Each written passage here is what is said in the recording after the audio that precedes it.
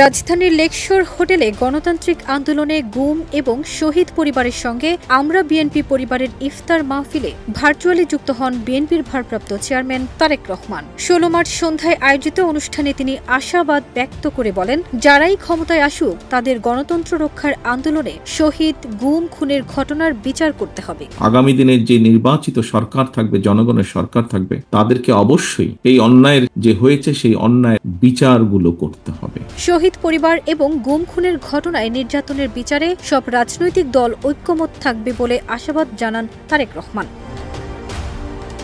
তারেক রহমান বলেন, বিএনপি আগামী নির্বাচনে জয়ী হলে বিগত স্বৈরাচার বিরোধী আন্দোলনে যারা ক্ষতিগ্রস্ত হয়েছেন, যারা শহীদ হয়েছেন, তারা যেন ন্যায় বিচার পান সে ব্যবস্থা করা হবে। যে বিগত স্বৈরাচার বিরোধী আন্দোলনে যারা ক্ষতিগ্রস্ত হয়েছেন, নির্যাতিত হয়েছেন, যারা শহীদ হয়েছেন, বিভিন্নভাবে যাদেরকে হত্যা করা হয়েছে, সেই হত্যাগুলোরও বিচার অবশ্যই ইনশাআল্লাহ আমরা করব। তিনি বলেন, রাজনৈতিক দল হিসেবে বিএনপির প্রত্যাশা সামনে সুষ্ঠু নিরপেক্ষ নির্বাচন অনুষ্ঠিত হবে। জনগণ সিদ্ধান্ত নেবে কারা দেশ পরিচালনা করবেন, কারা সরকার গঠন করবে, সেই সিদ্ধান্ত তারা দেবেন বাংলাদেশের জনগণ। ফারজানা নিকিতা, দেশ রূপান্তর।